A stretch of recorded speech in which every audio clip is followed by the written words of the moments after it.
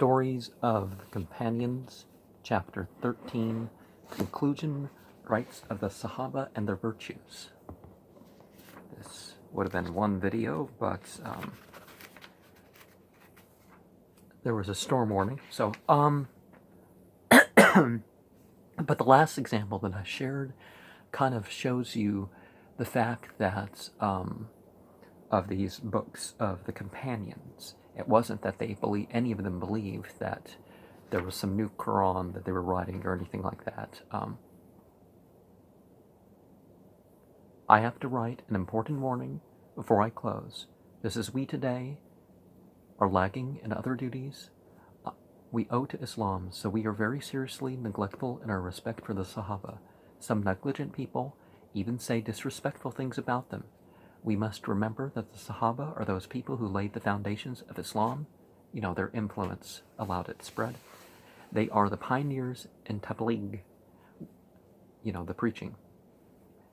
We can never be too grateful for them. May Allah shower His choices, rahmah, on their souls for their efforts in acquiring Islam from Rasulullah sallallahu alaihi wasallam and handing it down to their successors.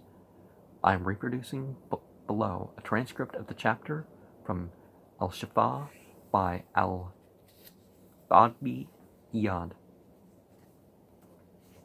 If we claim to revere and honor Rasulullah sallallahu alaihi wasallam, we must also respect his Sahabah. Remember his last sermon, I have left behind my Sunnah, my Sahabah, and Ahl Bayt. It's likely that he said all three, and that's the three repetitions, basically showing he meant the same thing by them. As Muslimin, we must appreciate what we owe to them and follow them and ask forgiveness of Allah for them. No doubt they had their differences, but we have no right to comment on them.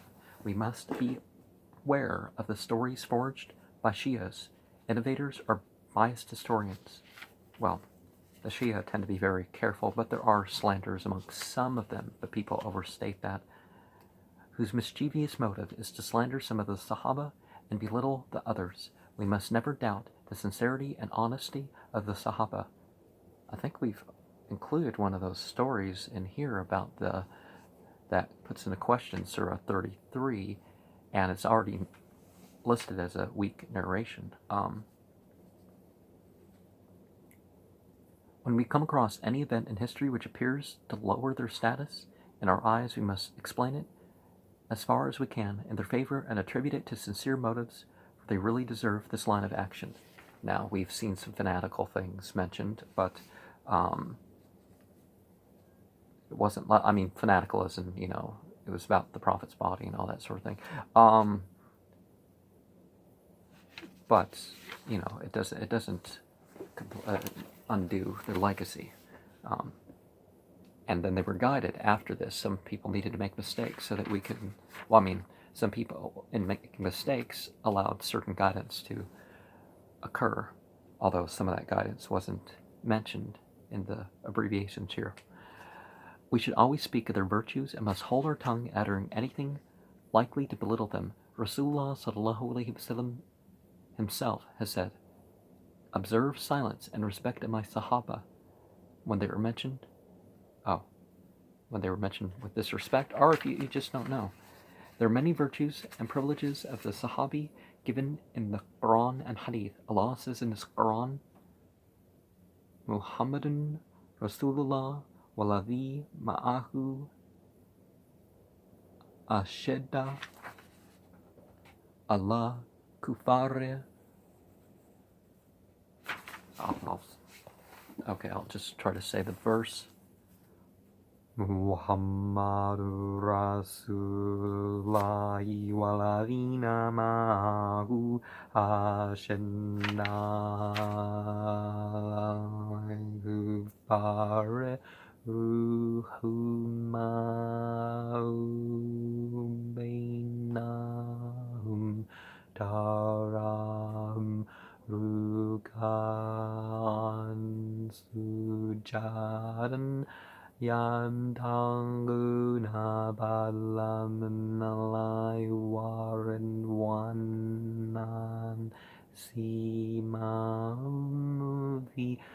Juhim Minadreshu Judedaleka Mathalum Vidhaurate Wamathalum Vilinjide Kazarin Akraja Shatau Fazarahu Fasutangara Fastawasupehi Yuwajevu Zaura Le'ali Rabbimu Kuthara Wadalaguladina Manu Walamilu Salahatem Minhum Mangviradan Wanjanasima. I think I might have added the extra sound. Ruhuma'u.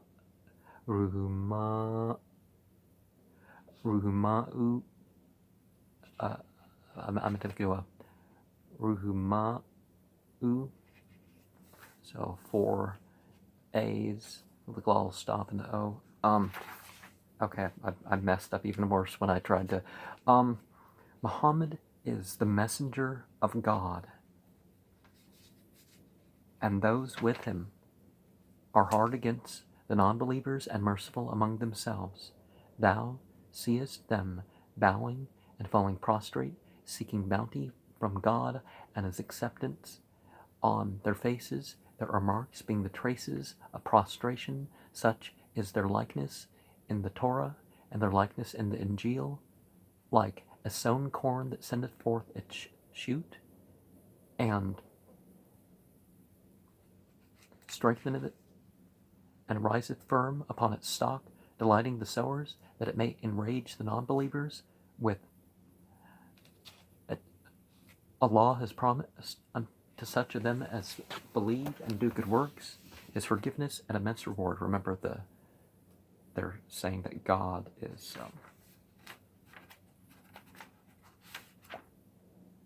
singular and definitive. I'm tending to replace Allah with God, for an English audience here. But remember, when we say the Torah and the Injil, every Muslim believes in that.